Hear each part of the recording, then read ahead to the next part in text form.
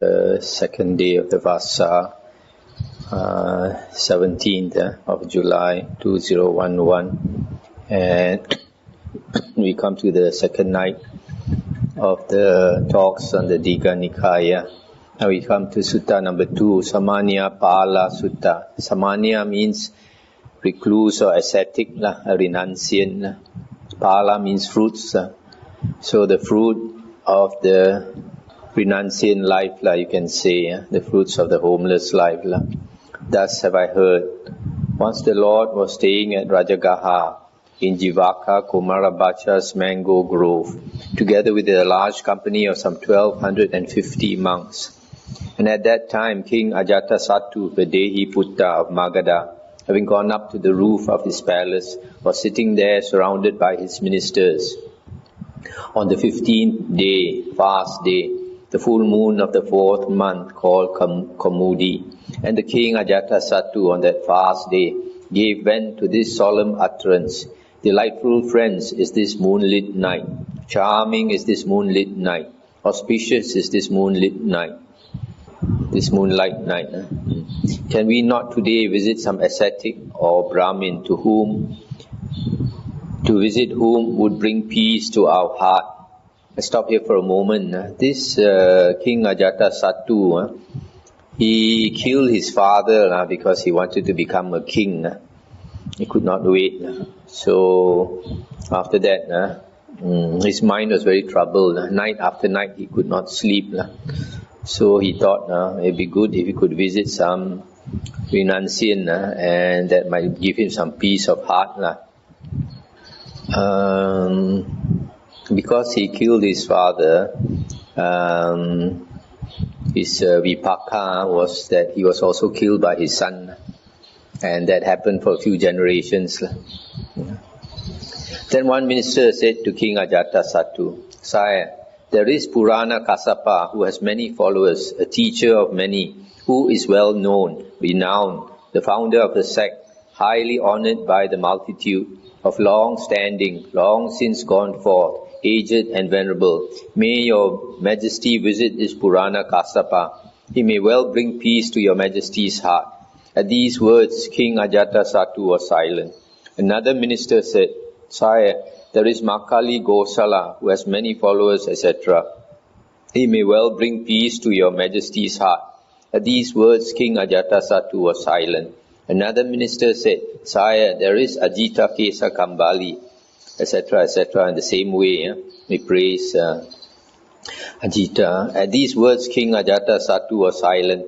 Another minister said, "Sire, there is Pakuda Kachayana, etc., etc." At these words, King Ajatasattu was silent. Another minister said, "Sire, there is Sanjaya Balata Putta, etc., etc." At these words, King Ajatasattu was silent. Another minister said, "Sire, there is the Niganta Nataputta, who has many followers, a teacher of many, who is well known, etc., etc., aged and venerable. May your majesty visit the Niganta Nataputta.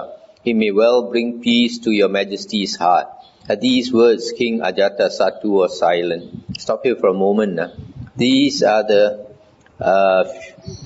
various ascetic, these external ascetic leaders who were very famous during the time of the Buddha, and they were famous before the Buddha was enlightened, before the Buddha was known. So they already had an established reputation, but the king was not interested in them.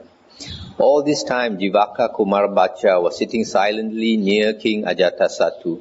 The king said to him, "You friend Jivaka, why are you silent?"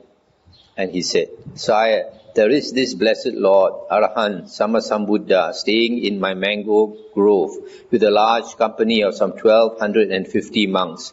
And concerning the blessed Gotama, this fair report has been spread about. This blessed Lord is an Arahant, a fully enlightened Buddha, Sammasambuddha, endowed with wisdom and conduct, the well-farer, knower of the worlds, incomparable trainer of men to be tamed, teacher of gods and humans, enlightened and blessed.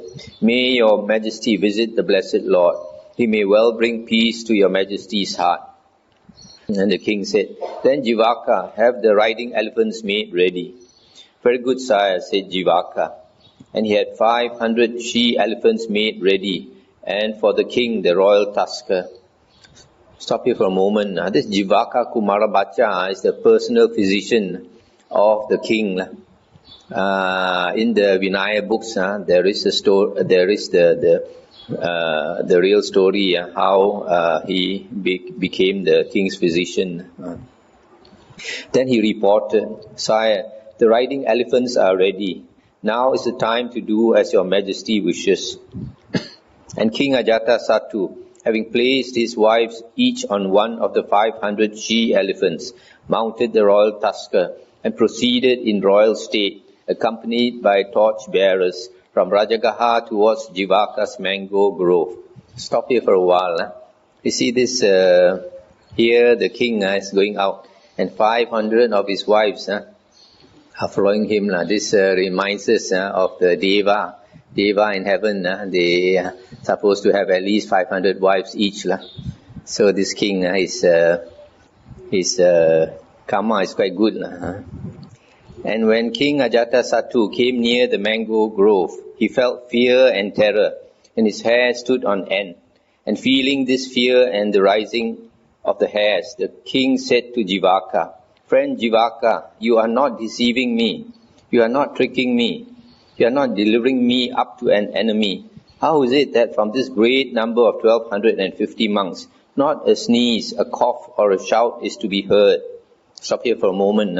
So this king, because he heard Jivaka say there are 1,250 monks staying there, but when he came, he found you are so silent, and he became very suspicious. He thought it's a trap to kill him. "Have no fear, your majesty. I will not deceive you or trick you or deliver you up to an enemy. Approach, sire, approach. There are the lights burning in the round pavilion."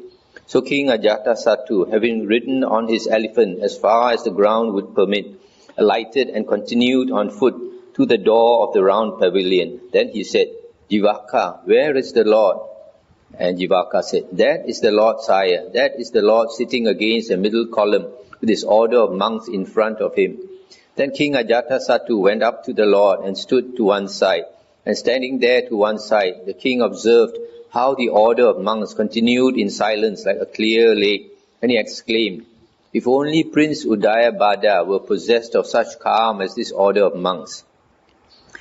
And the Buddha said, "Do your thoughts go to the one you love, your majesty?" And he said, "Lord, Prince Udayabhadra is very dear to me. If only he were possessed of the same calm as this order of monks." Stop here for a moment. So the king was surprised that so many monks, and they were so quiet. And suddenly he thought of his son. His son must have been very noisy and restless. And he thought it would be very good if his son were like this Sangha of monks.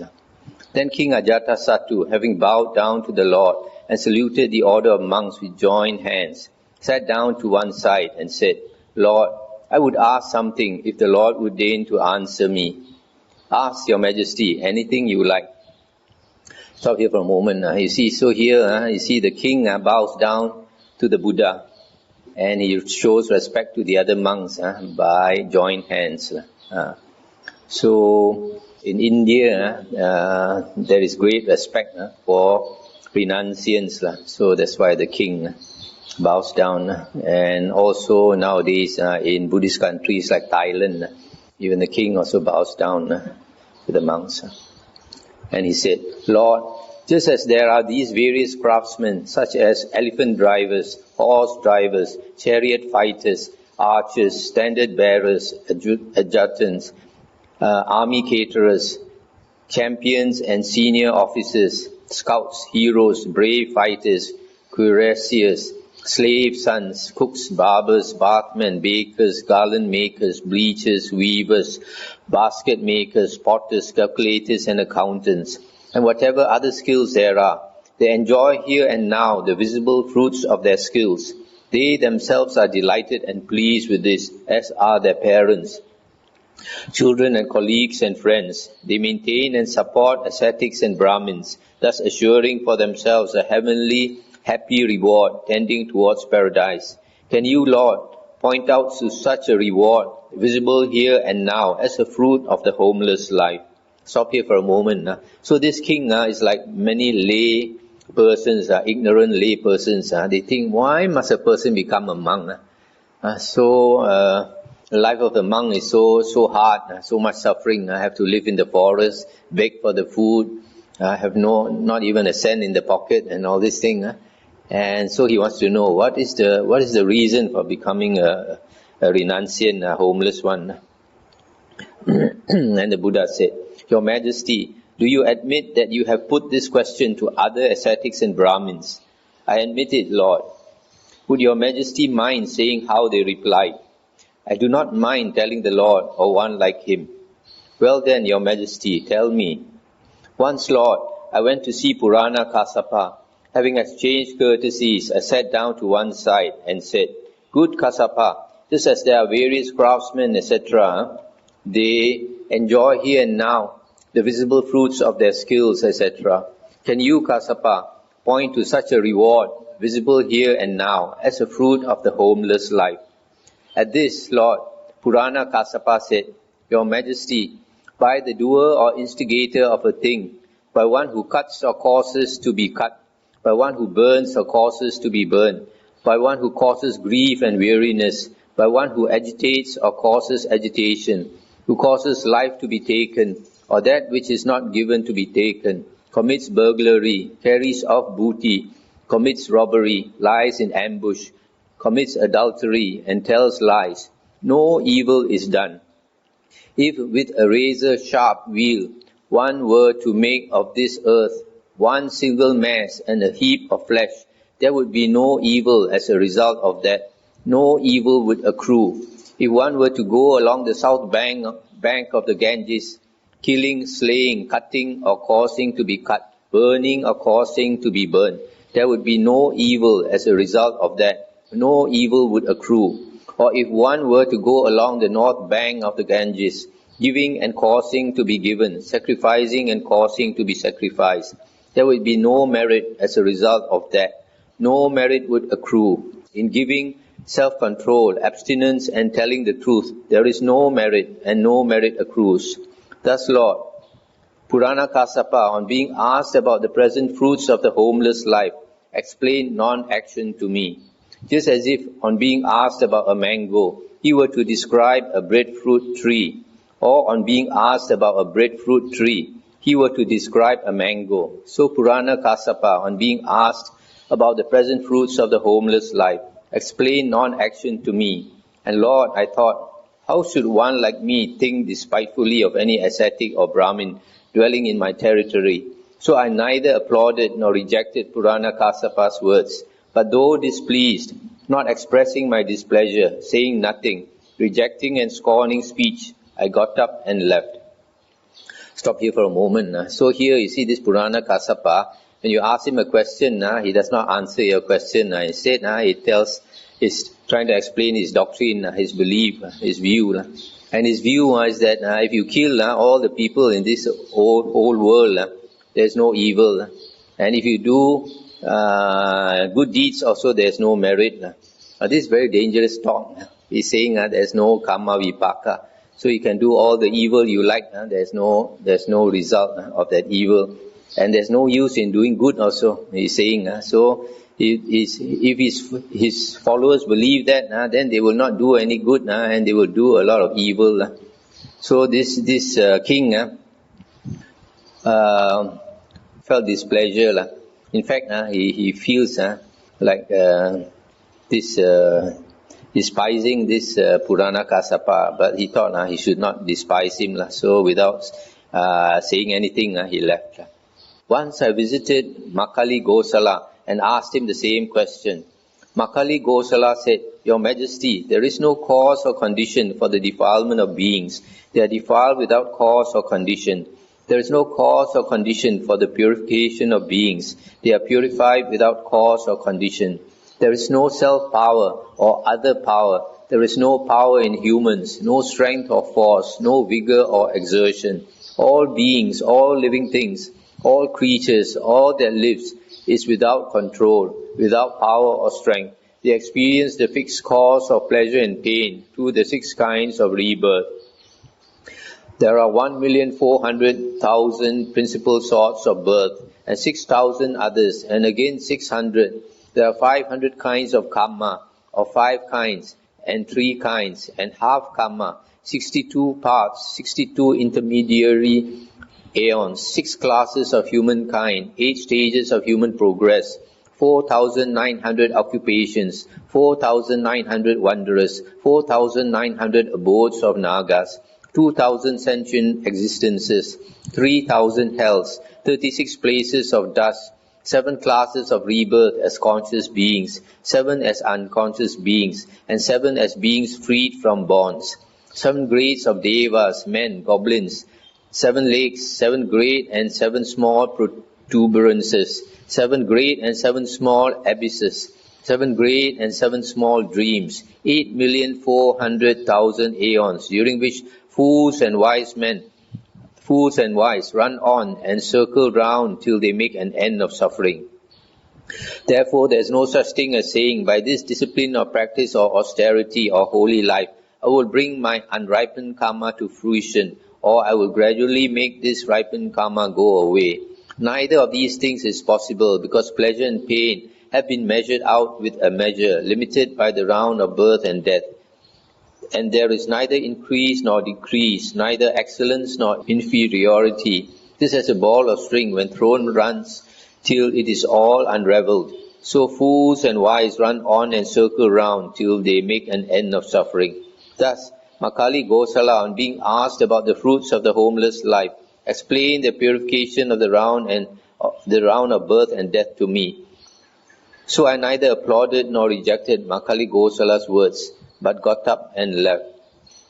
Stop here for a moment. So here this Makali Gosala is saying, everything is destined and there's no use of effort.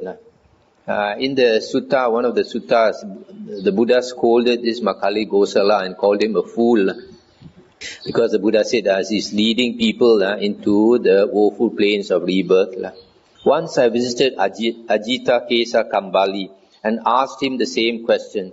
Ajita Kesa Kambali said, Your Majesty, there is nothing given, bestowed, offered in sacrifice. There is no fruit or result of good or bad deeds. There is not this world or the next. There is no mother or father. There are no spontaneously arisen beings. There are in the world no ascetics or Brahmins who have attained, who have perfectly practiced, who proclaim this world and the next, having realized them by their own super knowledge. This human being is composed of the 4 great elements, and when one dies, the earth part reverts to earth, the water part to water, the fire part to fire, the air part to air, and the faculties pass away into space. They accompany the dead man with 4 bearers and the bier as 5th. Their footsteps are heard as far as the cremation ground. There the bones whiten, the sacrifice ends in ashes. This is the idea of a fool to give this gift. The talk of those who preach a doctrine of survival is vain and false. Fools and wise at the breaking up of the body are destroyed and perish. They do not exist after death. Thus Ajita Kesam Kambali, on being asked about the fruits of the homeless life, explained the doctrine of annihilation to me, and I got up and left. Stop here for a moment. So here you find this Ajita Kesa Kambali, he has wrong view and does not believe in karma, does not believe there are other planes of rebirth, does not believe that there are holy men, and he says when beings die, there is nothing left. Everything is destroyed. No more existence. So he's an annihilationist. So he's another famous teacher. When being asked a question, he talks about something else. Once I visited Pakuda Kachayana and asked him the same question. Pakuda Kachayana said, Your Majesty, these 7 things are not made or of a kind to be made, uncreated, unproductive, barren, false, stable as a column. They do not shake, do not change, obstruct one another, nor are they able to cause one another pleasure, pain, or both. What are the 7? the earth body, the water body, the fire body, the air body, pleasure and pain, and the life principle. These 7 are not made, etc. Thus there is neither slain nor slayer, neither hearer nor proclaimer, neither knower nor causer of knowing. And whoever cuts off a man's head with a sharp sword does not deprive anyone of life. He just inserts the blade in the intervening space between these 7 bodies. Thus, Lord, Pakuda Kachayana, on being asked about the fruits of the homeless life, answered with something quite different, etc. I got up and left. Sorry for a moment. So here is another foolish teacher saying about 7 things that he thinks exist. Also says there is no karma vipaka. I visited Niganta Nataputta and asked him the same question. The Niganta Nataputta said, Your Majesty, here a Niganta is bound by a 4-fold restraint. What for? He is curbed by all curbs, enclosed by all curbs, cleared by all curbs, and claimed by all curbs. And as far as a Niganta is bound by this 4-fold restraint, thus the Niganta is called self-perfected, self-controlled, self-established. Thus, Lord, the Niganta Nataputta, on being asked about the fruits of the homeless life, explained the 4-fold restraint to me, etc. I got up and left. I stopped here for a moment. Now, this Niganta Nataputta, this was another famous teacher, but he's one of the few that his followers exist right up to now. They are also called the Jains. And he's one of 3 types of ascetics in India at the time of the Buddha who are naked ascetics. And they are very strict vegetarians, these Nigantas. They are vegans. And not only vegans, even I think up to today, they will not take, like for example, green vegetables. They say green vegetables have life. So they will only take yellow vegetables, which they say have no more life. Because I know a doctor who told me when he was young, he worked in India, and he went to attend to one rich lady and found that she was suffering from malnutrition, and then realized that because they were Nigantas, they were not eating any meat, not taking any milk, etc. Once I visited Sanjaya Balata Putta and asked him the same question. Sanjaya Balata Putta said, If you ask me, is there another world?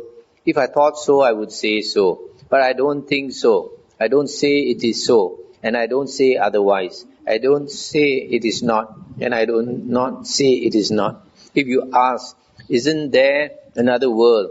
Or both or neither? Is there fruit or result of good and bad deeds? Isn't there both? Neither. Does the Tathagata exist after death? Does he not? Both, neither. I don't not say it is not. Thus, Lord, Sanjaya Balata Putta, and being asked about the fruits of the homeless life, replied by evasion, just as if on being asked about a mango, he were to describe a breadfruit, etc. And I thought, of all these ascetics and Brahmins, Sanjaya Balata Putta is the most stupid and confused. So I neither applauded nor rejected his words, but got up and left. Stop here for a moment. So this Sanjaya is one of those. In the last night we heard about eel wrigglers. He's an eel wriggler. He doesn't say this, he doesn't say that, and he says he doesn't say that he doesn't say also. And so, Lord, I now ask the Blessed One, just as there are these various craftsmen, etc., who enjoy here and now the visible fruits of their skills, assuring for themselves a heavenly happy reward, etc. Can you, Lord, point to such a reward, visible here and now, as a fruit of the homeless life? I can, Your Majesty. I will ask a few questions in return, and you, Sire, shall answer as you see fit. What do you think, Sire? Suppose there were a man, a slave, a laborer, getting up before you and going to bed after you, willingly doing whatever has to be done, well-mannered, pleasant-spoken, working in your presence, and he might think, it is strange, it is wonderful, the destiny and fruits of meritorious deeds. This King Ajatasattu, Vadehi Putta of Magadha, is a man, and I too am a man. The king is addicted to and indulges in the 5 sense pleasures, just like a god. whereas I am a slave, etc., working in his presence. I ought to do something meritorious. Suppose I were to shave off my hair and beard, don yellow robes, and go forth from the household life into homelessness. And before long he does so. And he, having thus gone forth, might dwell, restrained in body, speech, and thought, satisfied with a minimum of food and clothing, content in solitude. And then if people were to announce to you, Sire, you remember that slave who worked in your presence and who shaved off his hair and beard and went forth into homelessness. He is living restrained in body, speech, and thought, etc., in solitude.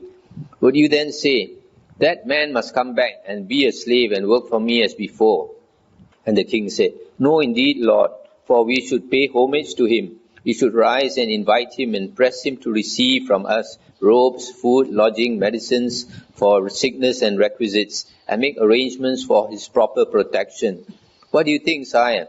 Is that one fruit of the homeless life visible here and now? Certainly, Lord. Then that, Sire, is the first such fruit of the homeless life. But Lord, can you show any other reward visible here and now as a fruit of the homeless life? I can, Sire. I will just ask a few questions in return, and you, Sire, shall answer as you see fit. What do you think, Sire? Suppose there were a man, a farmer, a householder in your service, the steward of an estate. He might think, it is strange, it is wonderful, the destiny and fruits of meritorious deeds. This King Ajatasattu is a man, and I too am a man. The king is addicted to and indulges in the fivefold sense pleasures, just like a god, whereas I am a farmer, the steward of an estate.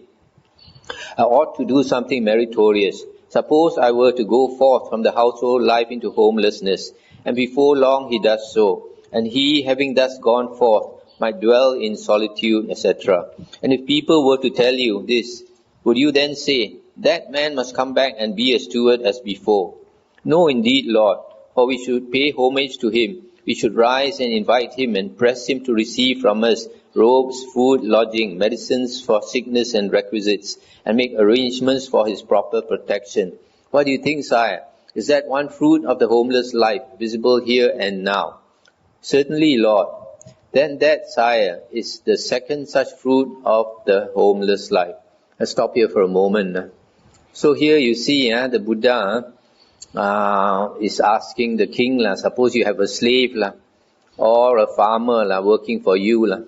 And then suddenly, one day, he decides to become a renunciant. Will you call him back to work for you? The king said, no. He's really practicing as a renunciant, restrained in body, speech, and thought. Then the king said, we would press him to receive requisites from us and protect him properly and even pay respect to him. So you see, Buddha very quickly shows to the king this is a simple fruit of the homeless life. Once a person becomes a monk, even he's as low as a slave, but when he becomes a monk, even the king also pays homage to him. So it's so obvious that so such a great benefit of becoming a renunciant. But Lord, can you show me any other reward visible here and now as a fruit of the homeless life that is more excellent and perfect than these? I can, Sire. Please listen, Your Majesty. Pay proper attention and I will speak. Yes, Lord, said King Ajatasattu, and the Lord went on. Your Majesty, it happens that a Tathagata arises in the world, an Arahant, Sammasambuddha, endowed with wisdom and conduct, wayfarer, knower of the worlds, incomparable trainer of men to be tamed, teacher of gods and humans, enlightened and blessed.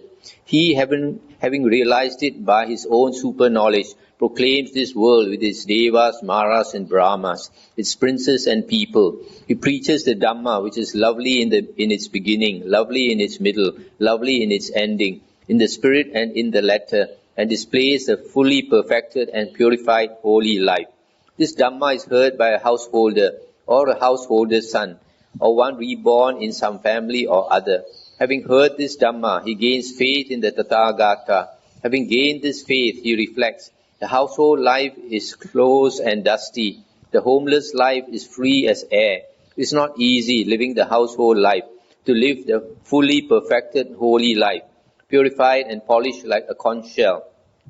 Suppose I were to shave off my hair and beard, don yellow robes, and go forth from the household life into homelessness, and after some time he abandons his property, small or great, leaves his circle of relatives, small or great, shaves off his hair and beard, dons yellow robes, and goes forth into the homeless life.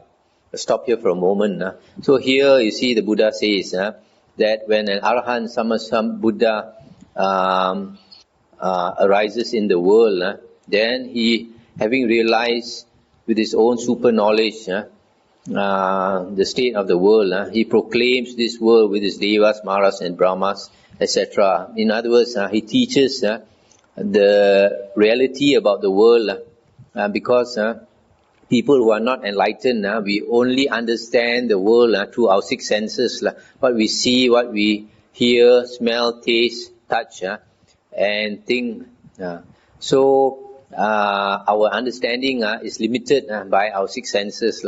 Whereas an enlightened person, he has transcended the six senses and using the inner eye of wisdom as well as the heavenly eye, like the Buddha, his third eye or heavenly eye is open and he can see beings that normally we cannot see. So he can see heaven and hell, etc. So he explains all this to us that otherwise we would be ignorant of. And then because he teaches the Dhamma, you see, the Dhamma is heard by a householder or a householder's son. And then having heard the Dhamma, he gains faith in the Tathagata, and then he goes forth. So you see, for a person to understand the Dhamma, he must listen to the Dhamma. If Sammasambuddha did not arise in the world, and there is no real Dhamma, then however much we meditate, however much we think about it, we can never attain the fruit, the Aryan fruitions, the real fruits of the holy life. So it is by listening to the Dhamma that we gain faith, and then we decide to practice the holy life. So here you see this person, this lay person, having heard the Dhamma, he thinks as a lay person it's very difficult to practice the holy life. As a lay person, says the family life is close and dusty, whereas the renunciant life is how does he say here? Homeless life is free as air, and so in other words, to practice the holy life only as a renunciant, it is more convenient, more you have more freedom, free as air, freedom to practice the holy life. That's why people go forth. But unless you make some progress as a lay person, there's no point in going forth. If a person is not ready to go forth, you go forth too early, then you will never succeed. Only as a lay person you have practiced enough, you have advanced enough, then you find that you are restricted in time, you are restricted in many ways. So if you really want to practice, then only you renounce. So a person who renounces, abandons his property, leaves his circle of relatives, small or great, and goes forth. A lot of people, they think they want to renounce, but they don't really understand what it means to renounce. So if a person doesn't really understand what it means to renounce, he should not renounce. You have to be very, very sure of yourself. Because when a person renounces, then he has to abandon his property, he has to leave his family, friends and relatives, etc. If you are not ready to do that, then you are not ready to renounce. And having gone forth, he dwells restrained by the restraint of the rules, persisting in right behavior, seeing danger in the slightest faults, observing the commitments he has taken on regarding body, deed and word, devoted to the skilled and purified life, perfected in morality with the sense doors guarded, and skilled in mindful awareness and content. And how, sire, is a monk perfected in morality? Abandoning the taking of life, he dwells refraining from taking life, without stick or sword, scrupulous, compassionate, trembling for the welfare of all living beings. Thus he is accomplished in morality, abandoning the taking of what is given, abandoning unchastity, etc., and so on, through the 3 sections on morality as in Sutta 1, verses 1.8 to 1.27. A monk refrains from such base arts and wrong means of livelihood. Thus he is perfected in morality. Stop here for a moment. So here is going through all the different types of sila that is practiced when a person renounces. Last night we just heard basically the 7 precepts, then went on to the 10 precepts, then went on to not practicing the shaman practices, not making predictions, and all the different types of wrong livelihood for a renunciant. He does not do all that. And then Sire, that monk who is perfected in morality sees no danger from any side owing to his being restrained by morality. Just as a duly anointed Katya king, having conquered his enemies, by that very fact sees no danger from any side. So the monk, on account of his morality, sees no danger anywhere. He experiences in himself the blameless bliss that comes from maintaining this Aryan morality. In this way, Sire, he is perfected in morality. Stop here for a moment. So here the Buddha is saying that if a monk keeps his sila, his moral conduct purely, then he is blameless, totally blameless. He does not see any danger, nobody can fault him. So this is the first thing that a person having gone forth has to practice. There are some people who come into the homeless life, they wear the robe, but they don't follow a teacher. So if they don't follow a teacher, or at least study the suttas and the Vinaya, then they don't know what is the sila they are expected to practice, and a lot of them misconduct themselves, so they get blamed, and so many people can blame them, but if a person his moral conduct is perfect, then there's no danger, nobody can fault him. And how, Sire, is he a guardian of the sense doors? Here a monk, on seeing a visible object with the eye, does not grasp at its major signs or secondary characteristics, because greed and sorrow, evil unskilled states, would overwhelm him if he dwelt, leaving his eye faculty unguarded. So he practices guarding it. He protects the eye faculty, develops restraint of the eye faculty. Similarly, on hearing a sound with the ear, smelling an odor with the nose, tasting a flavor with the tongue, feeling an object with the body, or thinking a thought with the mind, he does not grasp at its major signs or secondary characteristics. He develops restraint of the mind faculty. He experiences within himself the blameless bliss that comes from maintaining this Aryan guarding of the faculties. In this way, Sire, a monk is a guardian of the sense doors. Stop here for a moment. So this is a second thing a monk has to practice, to guard the sense doors, not to pay attention too much to the 6 sense, external sense objects of sight, sound, smell, taste, touch and thoughts. Because the Buddha says this is Mara's ground, Satan's ground.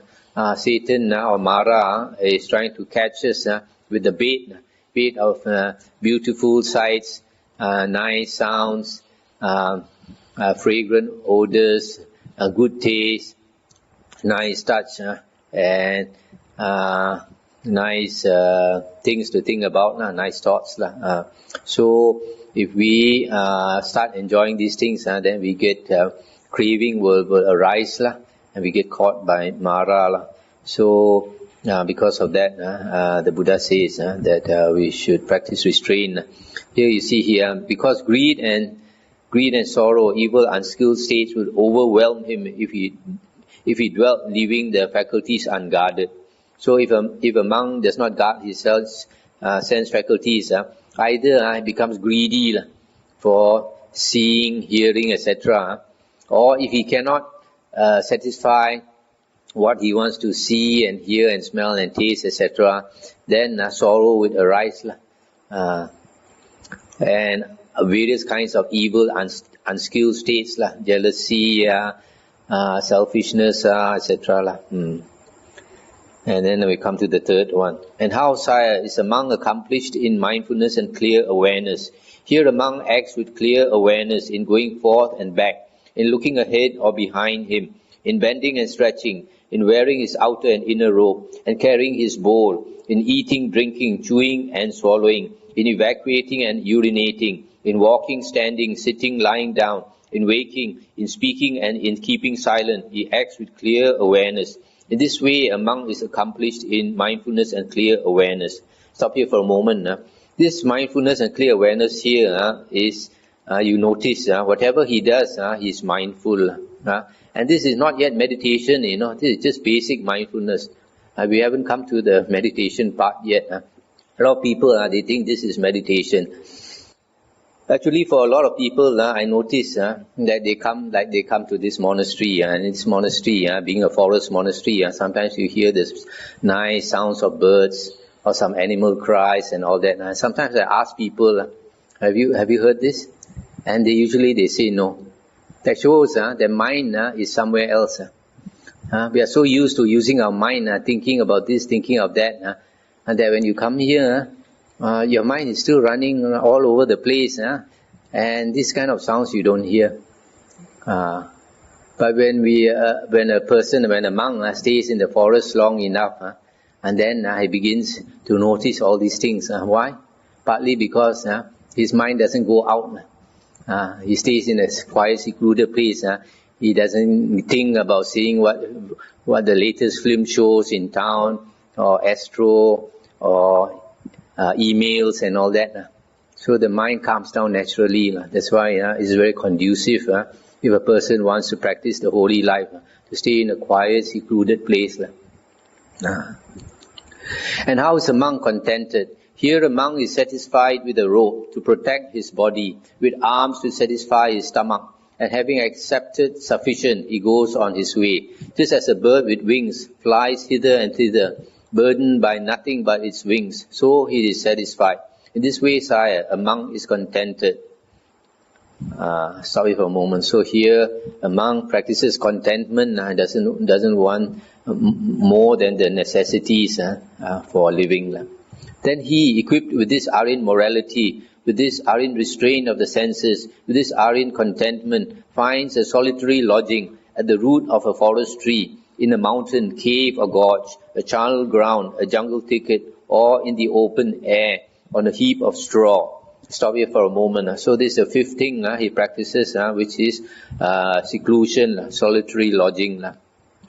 Then having eaten after his return from the alms round, he sits down cross-legged, holding his body erect, and concentrates on keeping mindfulness established before him. Abandoning worldly desires, he dwells with a mind freed from worldly desires, and his mind is purified of them. Abandoning ill will and hatred, and by compassionate love for the welfare of all living beings, his mind is purified of ill will and hatred. Abandoning sloth and torpor, perceiving light, mindful and clearly aware, his mind is purified of sloth and torpor.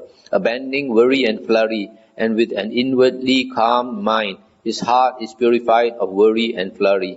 Abandoning doubt, he dwells with doubt left behind, without uncertainty as to what things are wholesome. His mind is purified of doubt.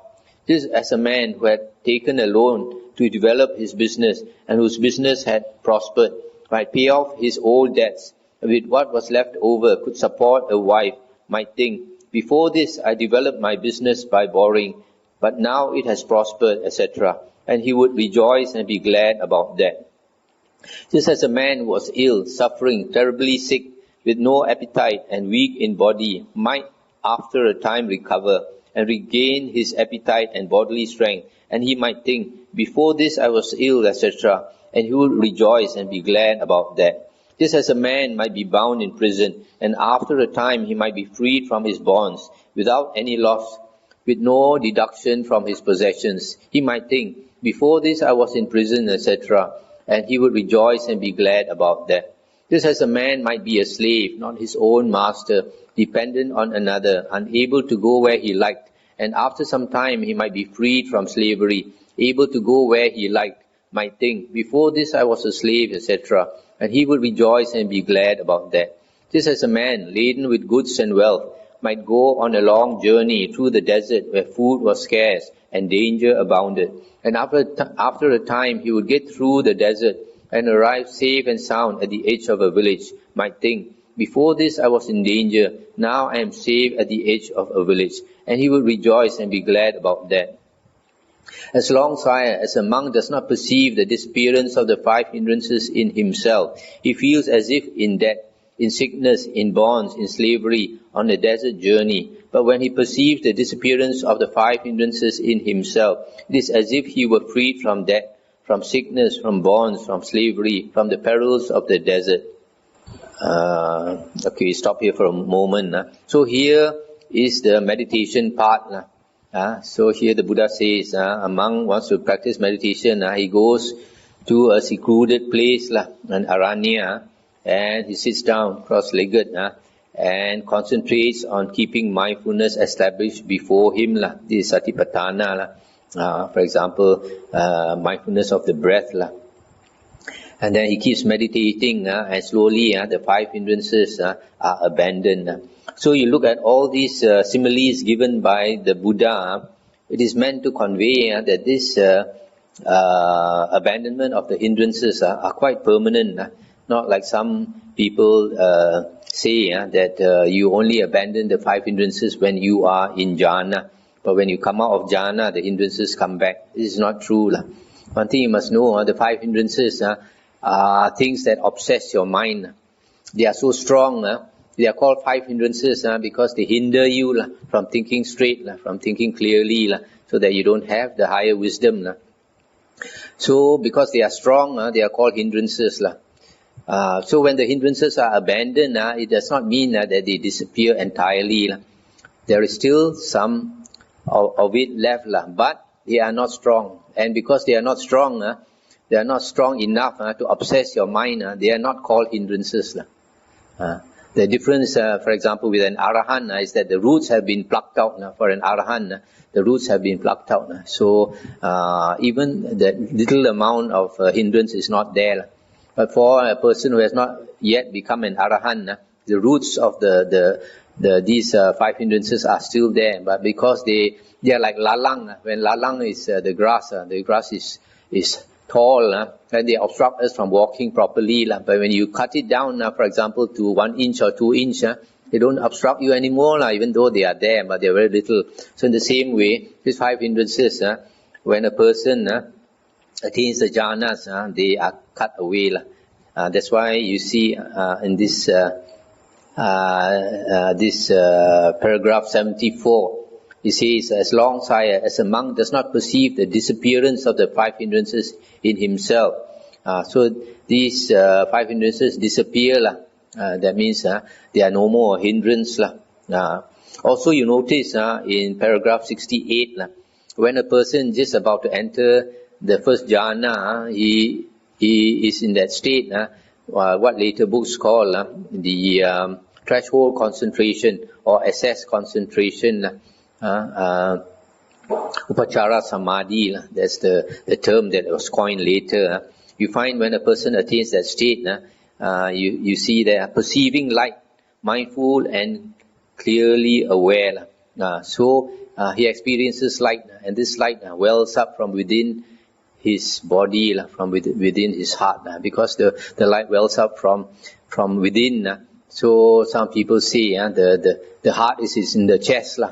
The heart is in the chest, but really the heart or the mind is everywhere. The whole world is the mind. So now we come to paragraph 75.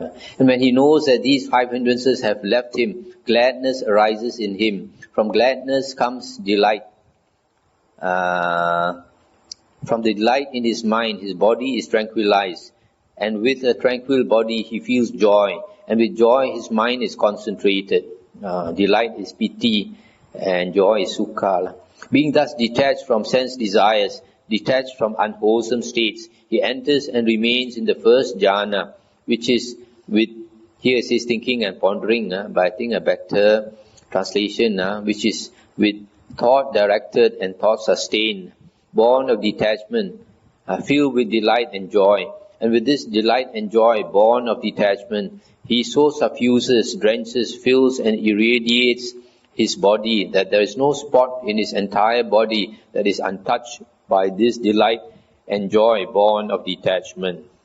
Just as a skilled bathman or his assistant, kneading the soap powder which he has sprinkled with water, forms from it in a metal dish a soft lump, so that the ball of soap powder becomes one oleaginous mass, bound with oil so that nothing escapes. So this monk suffuses, drenches, fills and irradiates his body so that no spot remains untouched. This, sire, is a fruit of the homeless life, visible here and now, that is more excellent and perfect than the former ones. I'll stop here for a moment. So here, you notice the Buddha describes the first jhana, and also the Buddha is telling us how to practice this first jhana. When this state of first jhana arises, the Buddha says to make the piti and sukha fill the whole body, so that there's no part of the body that does not experience this piti and sukha. So you find in the sutta there's a lot of practical instructions given by the Buddha. There's no need to look for other teachers. The Buddha has said, later we'll find in Sutta Dīgha Nikāya, Sutta 29, the Buddha says his teachings are utterly pure, perfect and complete. And if you think you want to add to his words, you don't understand the Dhamma. If you think you want to subtract from his words, also you don't understand the Dhamma. So a lot of people, because you don't understand the Buddha's Dhamma, you go around looking here and there for a famous teacher. You don't need to do that. The Buddha says all his Dhamma in the suttas is complete and perfect. No need to add to his words. Again, a monk, with the subsiding of thinking and pondering, or thought directed and sustained, by gaining inner tranquility and oneness of mind, enters and remains in the second jhana, which is without thinking and pondering, born of concentration, filled with delight and joy. And with this delight and joy born of concentration, he so suffuses his body that no spot remains untouched. Just as a lake fed by a spring, with no inflow from east, west, north or south, where the rain god sends moderate showers from time to time. The water welling up from below, mingling with cool water, would suffuse, fill and irradiate that cool water, so that no part of the pool was untouched by it. So with this delight and joy born of concentration, he so suffuses his body that no spot remains untouched. This, sire, is a fruit more excellent and perfect than the former ones. Again, a monk with the fading away of delight remains imperturbable, mindful and clearly aware, and experiences in himself that joy of which the noble ones say, "Happy is he who dwells with equanimity and mindfulness." And he enters and remains in the third jhana. And with this joy devoid of delight, he so suffuses his body that no spot remains untouched. Just as if in a pond of blue, red or white lotuses, in which the flowers born in the water, grown in the water, not growing out of the water, are fed from the water's depths, those blue, red or white lotuses would be suffused, etc., with the cool waters. So with this joy devoid of delight, the monk so suffuses his body that no spot remains untouched.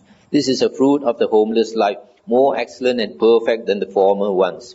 Again, a monk having given up pleasure and pain, and with the disappearance of former gladness and sadness, enters and remains in the fourth jhana, which is beyond pleasure and pain, and purified by equanimity and mindfulness, or you can also say with utter purity of equanimity and mindfulness. And he sits suffusing his body with that mental purity and clarification, so that no part of his body is untouched by it. Just as if a man were to sit wrapped from head to foot in a white garment, so that no part of him was untouched by that garment. So his body is suffused. This is a fruit of the homeless life, more excellent and perfect than the former ones.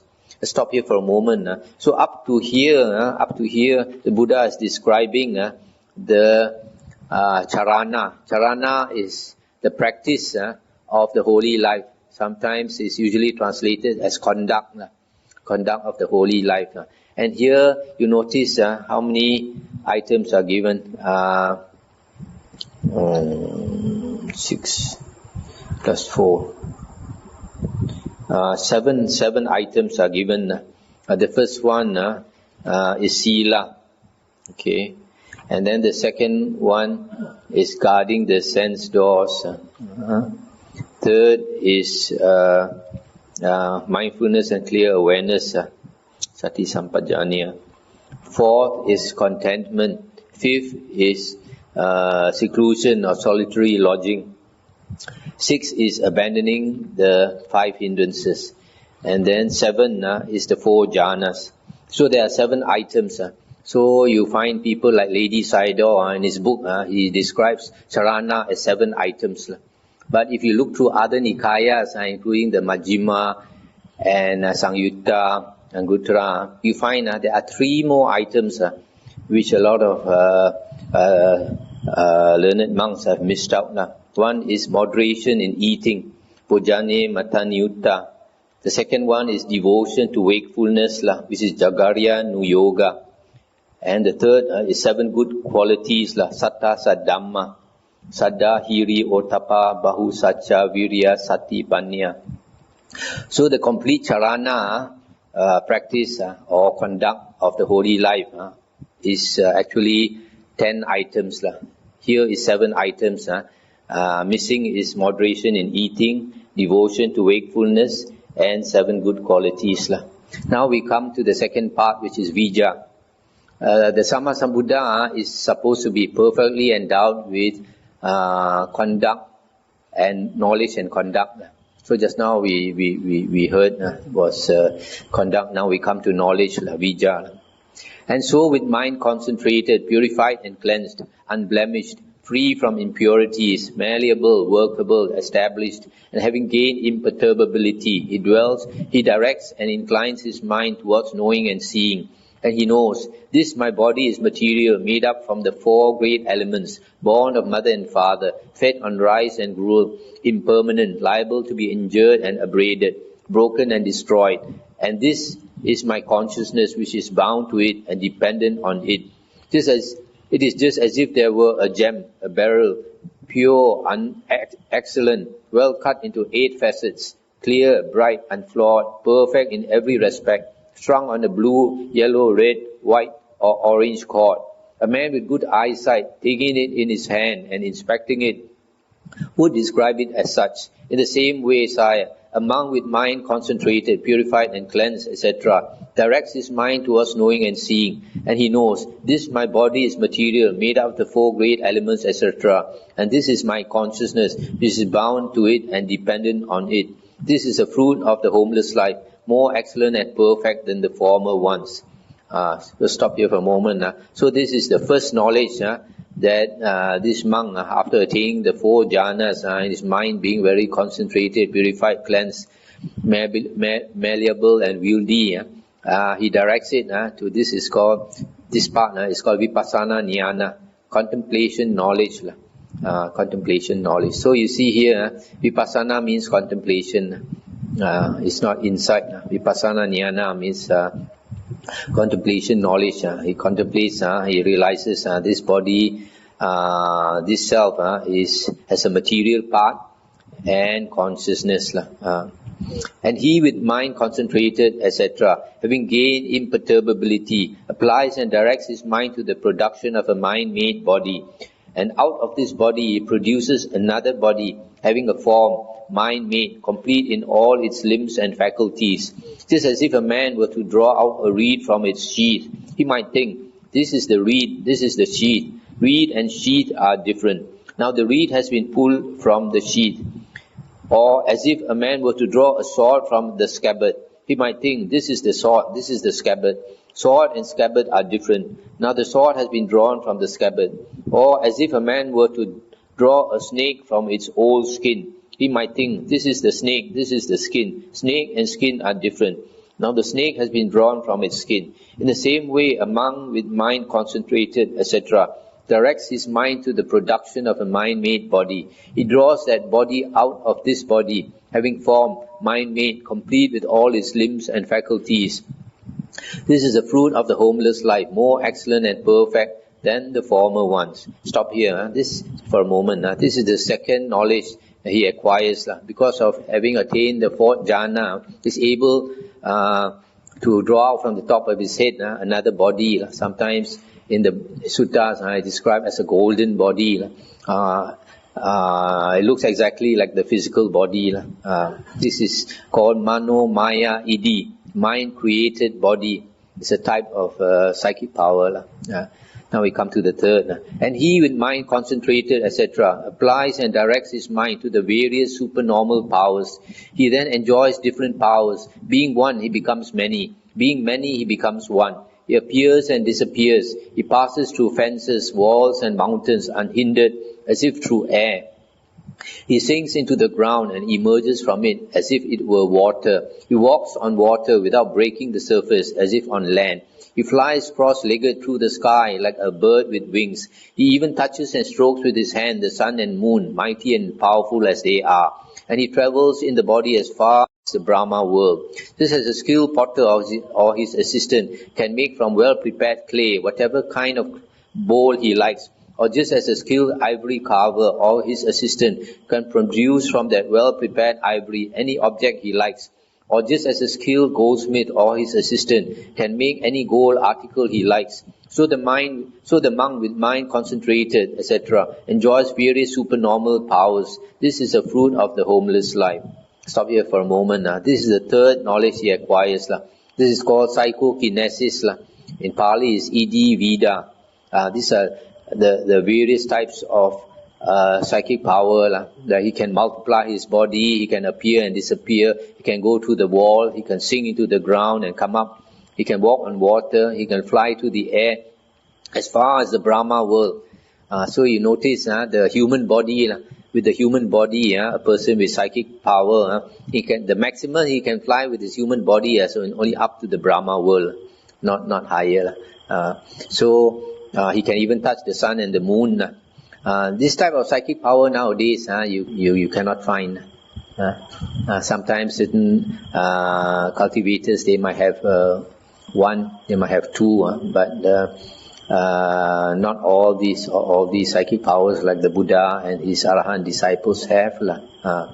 So the Buddha describes this as a fruit of the homeless life. So it is something that comes naturally, and it is something good, not like some people say that psychic powers are bad.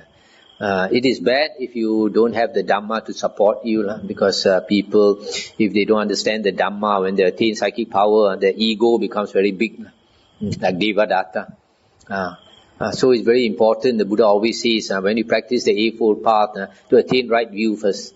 If you don't attain right view, then it may go off the track, go wrong way like Devadatta. So it is always stressed that wrong view, the right view is the most important. If you don't have right view, you haven't entered the Noble Eightfold Path. So to enter the Noble Eightfold Path, you must start with right view. Then only it will lead you to the others.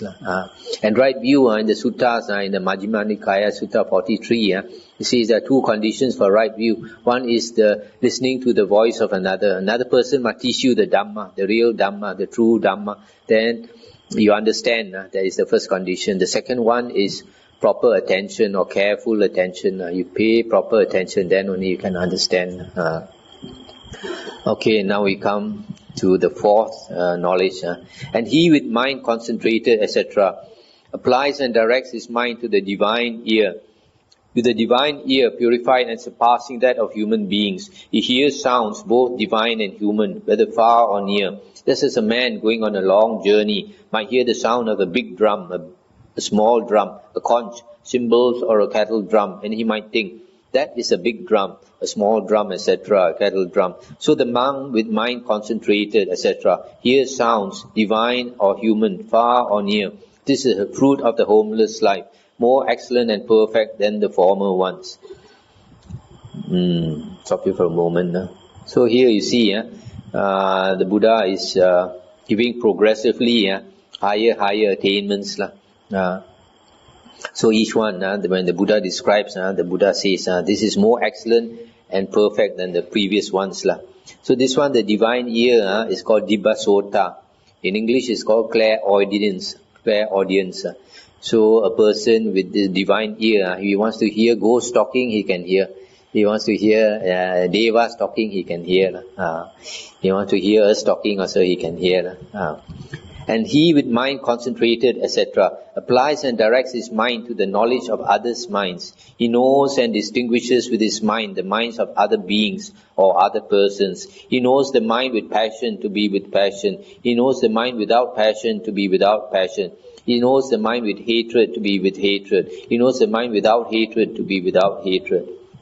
He knows the deluded mind to be deluded. He knows the undeluded mind to be undeluded. He knows the narrow mind to be narrow. He knows the broad mind to be broad. He knows the expanded mind to be expanded. He knows the unexpanded mind to be unexpanded. He knows the surpassed mind to be surpassed. He knows the unsurpassed mind to be unsurpassed. He knows the concentrated mind to be concentrated. He knows the unconcentrated mind to be unconcentrated. He knows the liberated mind to be liberated. He knows the unliberated mind to be unliberated. Just as a woman or a man or young boy, fond of his appearance, might examine his face in a brightly polished mirror or in water, and by examination would know whether there was a spot there or not. So the monk with mind concentrated, etc., directs his mind to the knowledge of others' minds. This is the fruit of the homeless life, more excellent than the former ones. So this one, knowledge of others' minds, is called Ceto Pariya Jnana. In Chinese it's called Ta Sin Tong. Now we come to the sixth. And he with mind concentrated, etc., applies and directs his mind to the knowledge of previous existences. He remembers many previous existences, 1 birth, 2, 3, 4, 5 births, 10, 20, 30, 40, 50 births, 100, 1,000, 100,000 births, several periods of contraction, of expansion, of both contraction and expansion. There my name was so and so, my clan was so and so, my caste was so and so, my food was such and such.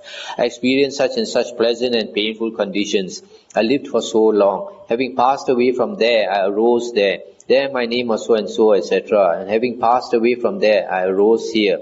Thus he remembers various past births, their conditions and details. It is just as if a man were to go from his village to another, and from that to yet another, and thence return to this home village. He might think, I came from my own village to that other one, where I stood, sat, spoke, or remained silent like this. And from that one I went to another, where I stood, sat, spoke, or remained silent like this. And from there I have just returned to my own village. Just so the monk with mind concentrated, etc., remembers past births. This is the fruit of the homeless life, more excellent and perfect than the previous ones. So here is remembering past lives. In Pali it's called Pube Nivasa Nusati. Now we come to number 7. And he with mind concentrated, etc., applies and directs his mind to the knowledge of the passing away and arising of beings. With the divine eye, purified and surpassing that of humans, he sees beings passing away and arising, base and noble, well-favored and ill-favored, to happy and unhappy destinations as karma directs them. And he knows these beings, on account of misconduct of body, speech or thought, or disparaging the noble ones, have wrong view, and will suffer the karmic fate of wrong view. At the breaking up of the body after death, they are reborn in a lower world, a bad destination, a state of suffering, hell. But these beings, on account of good conduct of body, speech or thought, of praising the noble ones, have right view and will reap the karmic reward of right view. At the breaking up of the body after death, they are reborn in a good destination, a heavenly world. Thus with the divine eye, etc., he sees beings passing away and re-arising. It is as if there were a lofty building at the crossroads, and a man with good eyesight standing there might see people entering or leaving a house, walking in the street, or sitting in the middle of the crossroads, and he might think, these are entering a house, etc. Just so with the divine eye, he sees beings passing away and re-arising. This is a fruit of the homeless life, more perfect and excellent than the former ones. Here it's talking about the divine eye or heavenly eye, being able to see all types of beings and they're arising and passing away. This is, in English, it's called Clairvoyance. Pali is called Dīgha Chakku. And he with mind concentrated, purified and cleansed, unblemished, free from impurities, malleable, workable, established and having gained imperturbability, applies and directs his mind to the knowledge of the destruction of the corruptions or asavas. Stop here for a moment. You see, when a person has attained the fourth jhana, this state, the mind is concentrated, purified and cleansed, unblemished, totally purified, not a spot of impurity, free from impurities, malleable, workable. Sometimes they said malleable, wieldy, established and gain imperturbability, cannot shake. So before a person can apply his mind to the various psychic powers, he must attain this fourth jhana, so that the mind becomes purified, concentrated, malleable and workable. You can use it in whatever way you want. He knows as it really is, this is suffering. He knows as it really is, this is the origin of suffering. He knows as it really is, this is a cessation of suffering. He knows as it really is, this is the path leading to the cessation of suffering. And he knows as it really is, these are the asavas. This is the origin of the asavas. This is the cessation of the asavas. This is the path leading to the cessation of the asavas. And through his knowing and seeing, his mind is delivered from the asavas of sense desire, from the asava of becoming, from the asava of ignorance, and the knowledge arises in him. This is deliverance, and he knows birth is finished. The holy life has been led. Done is what had to be done. There is nothing further here. Just as if, sire, in the midst of the mountains there were a pond, clear as a polished mirror, where a man with good eyesight standing on the bank could see oyster shells, gravel banks, and the shoals of fish on the move or stationary, and he might think, this pond is clear, there are oyster shells, etc. Just so with mind concentrated, etc., he knows, birth is finished, the holy life has been led, done is what had to be done, there is nothing further here. This, sire, is the fruit of the homeless life, visible here and now, which is more excellent and perfect than the previous fruits. And sire, there is no fruit of the homeless life, visible here and now, that is more excellent and perfect than this. Stop here for a moment. So this is the last of the knowledges under Vijja. This is called Asava Kaya Jnana, destruction of the asavas, and is equivalent to liberation or enlightenment. This asavas, I would translate, here is translated as corruptions. I would like to translate it as uncontrolled mental outflows. This is the leakage of the mind, the tendency for consciousness to flow. And this tendency for the consciousness to flow is extremely strong. And when we are not doing anything, the mind will start flowing. We start thinking, we start daydreaming. And it's so strong that when you go to sleep, it flows again and we start dreaming at night. So the problem with this flow of consciousness is that it creates the world. The world is created by consciousness because the world is in seeing consciousness, hearing consciousness, smell, taste, touch and thinking consciousness. The first five determines the outside world. The thinking consciousness is the inner world. So because the world is created by consciousness, to become liberated from the world of suffering, we have to end the flow of consciousness. So unless your mind is very strong, unless you have attained the fourth jhana, you are unable to stop the mind from flowing. So here you find to attain liberation, this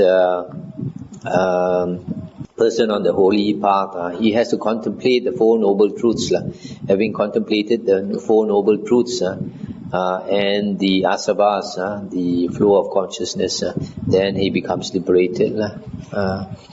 At this, King Ajatasattu exclaimed, "Excellent Lord, excellent! It is as if someone were to set up what had been knocked down, or to point out the way to one who got lost, or to bring a lamp into a dark place, so that those with eyes could see what was there.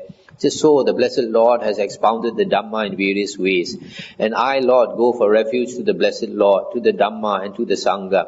May the Blessed Lord accept me from this day forth as a lay follower as long as life shall last. Transgression overcame me, Lord, foolish, erring and wicked as I was, in that I, for the sake of the throne, deprived my father, that good man and just king, of his life. May the Blessed Lord accept my confession of my evil deed, that I may restrain myself in future. And the Buddha said, indeed, sire, transgression overcame you when you deprived your father, that good man and just king, of his life.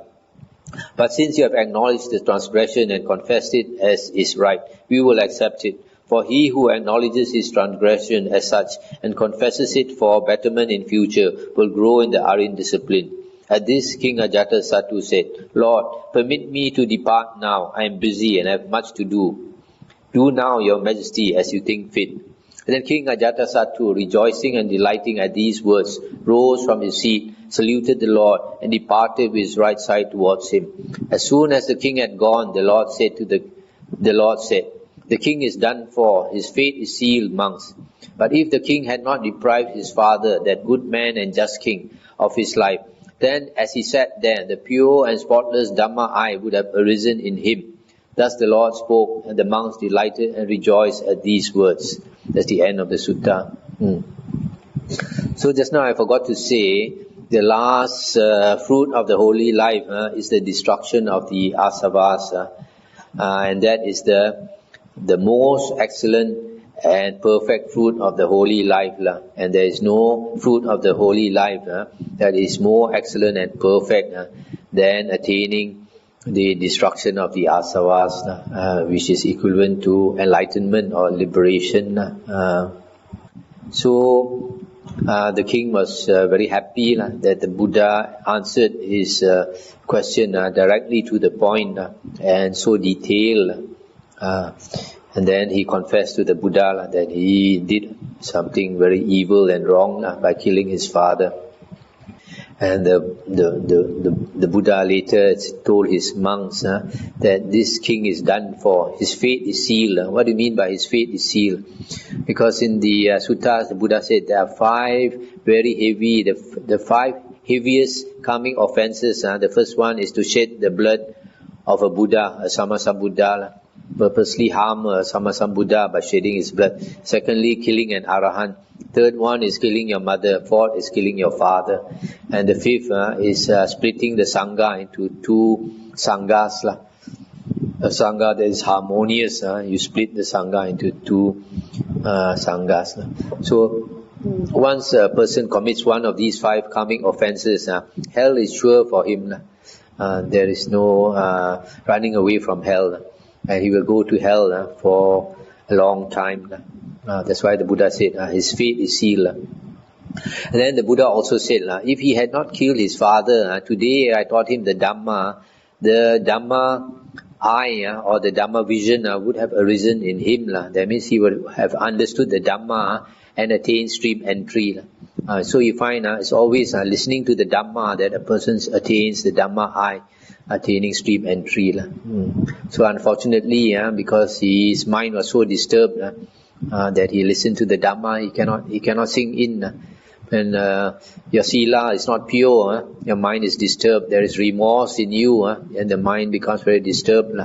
And so, when you listen to something, you cannot concentrate. A lot of people are like that. Sometimes you tell them something to do something or not to do something. They say later, as if they didn't hear what you said. They go and do what they're not supposed to do, or not do what they're supposed to do. That shows their mind is so scattered. It's elsewhere. When you're talking to them, they don't even catch what you're saying. In the same way. This is Ajatasattu, King Ajatasattu. So here, to recapitulate, the Buddha said the fruits of the holy life.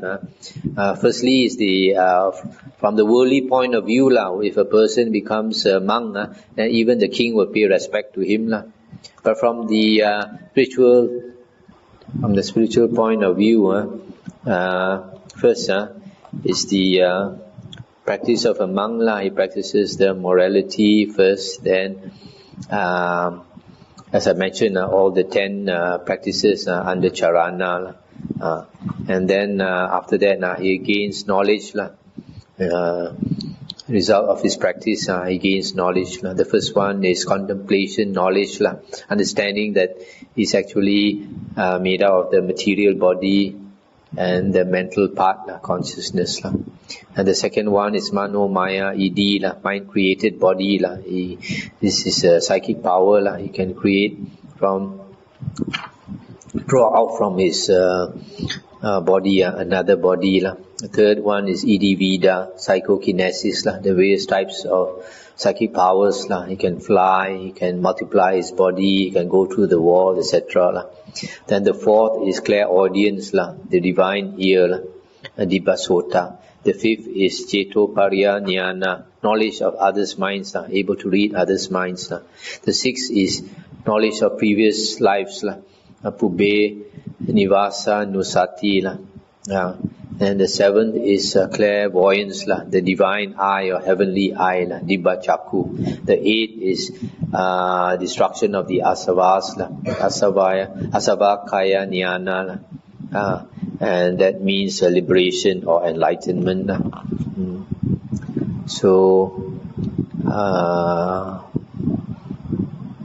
these are the 8 knowledges under Vijja.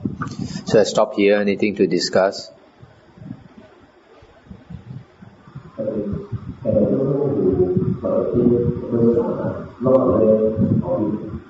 No. How can a person attain the first jhana and not aware of it? It means he's not mindful.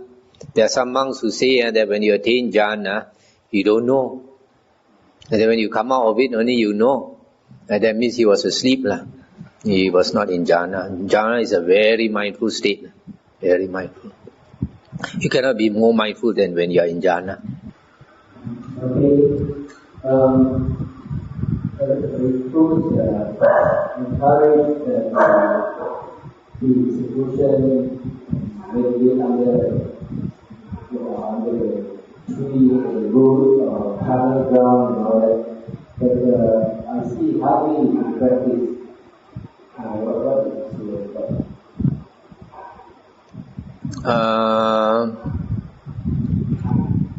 You're saying that it is hardly practiced by monks, staying in seclusion and under the tree and the charnel ground and all that.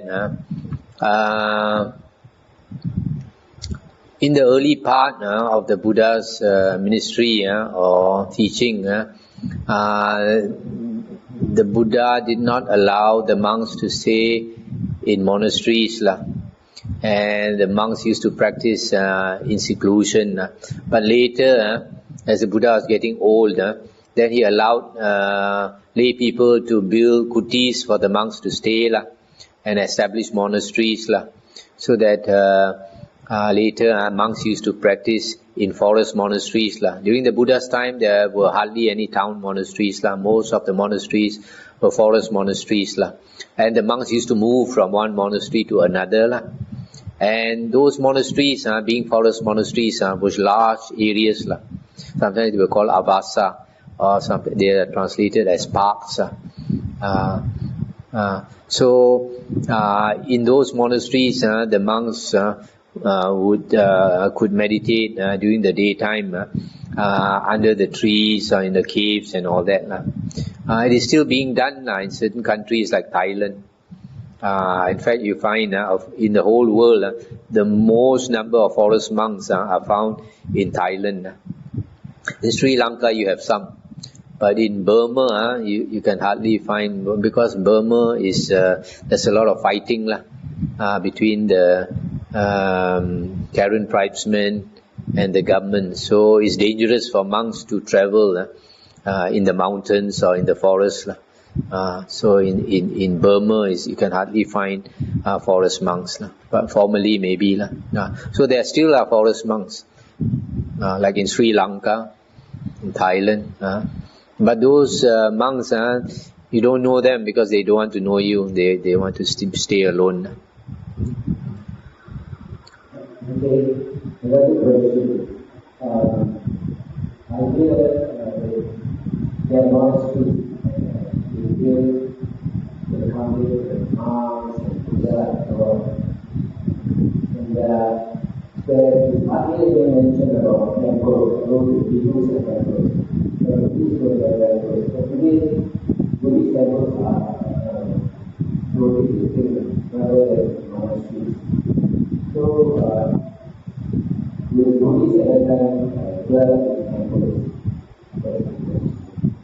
No, I mentioned that during the Buddha's time, most of the monasteries were forest monasteries, not town monasteries. Town monasteries, nowadays you call them temple, because they cater more for chanting than practice of the holy life. Someone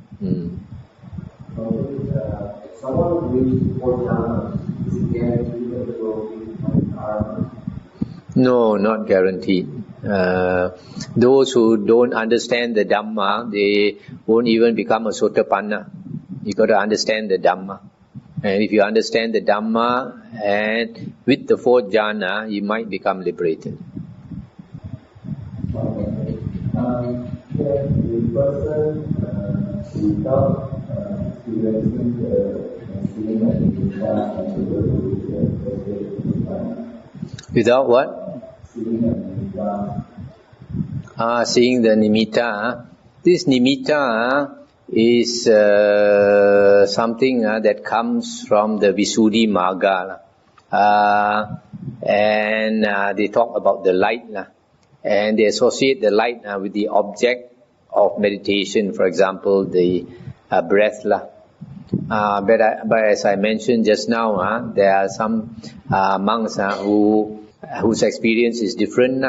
That it is not the light is not associated with the object of meditation, but as something that comes within you.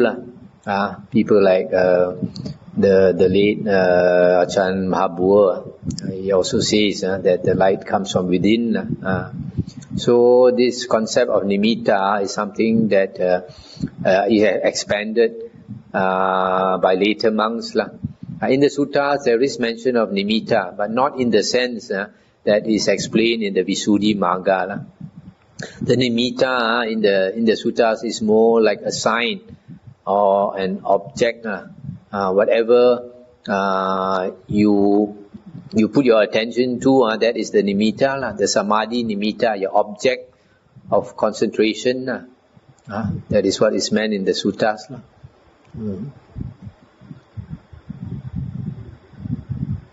So the problem nowadays with the monks who follow the books like the Visuddhi Magga is that they might start with the breath meditation. They contemplate the breath. Later, they want to see the light. So they start seeing the light, and then they change their object from the breath to the light. But that is no more the breath meditation. In the Buddha's teaching, it is concentration on the breath all the way until a person attains the 1st jhana. And then only he can put his attention on the 5 jhana factors. The 5 jhana factors does not include light. So in the Buddha's suttas and the Buddha's discourses, to attain jhana, 5 things are extremely important. Only when you attain these 5 things, you have attained jhana. The first one is thought directed and sustained. The second is the first one is thought directed. The second is thought sustained. These 2 are extremely important. Thought directed means, for example, you are meditating on your breath. Every time your mindfulness goes away, you pull it back, direct it to your breath. That is thought directed. And then to sustain it on your breath, that is thought sustained. To keep your attention on your breath, that is thought sustained. So if it runs away again, you pull it back to your breath, that is vitakka, thought directed. And to sustain it on your thought is vichara. These are the 2 factors that you have to practice first. So you keep practicing these 2, then slowly the mind becomes concentrated, and when it becomes one-pointed, the other 3 factors come. Piti, which is delight; sukha, which is happiness or bliss; and ekagata, which is one-pointedness. So when you attain these 5 states, you enter the 1st jhana. So you see that these 5 states does not talk about nimitta, does not talk about the light. Alright? So the light is something that is just a passing thing. It comes and it goes. But the problem is, if you pay too much attention on the light, it becomes imaginary. Then you keep thinking about light, and then you see the light because you want to see the light, so you keep seeing the light. But that is not jhana. Jhana is these 5 jhana factors. Okay? So that's why you have to be very familiar with the Buddha's words. Otherwise, you have thought something else and you believe in it. If jhana were important, if the light were important, it would constitute one of the 5 jhana factors. But because it is not in the 5 jhana factors, it is not important in the Buddha's discourse. Only the 5 jhana factors are important, because only the 5 jhana factors will bring you into jhana. Okay? So shall we end here? Getting late, tired.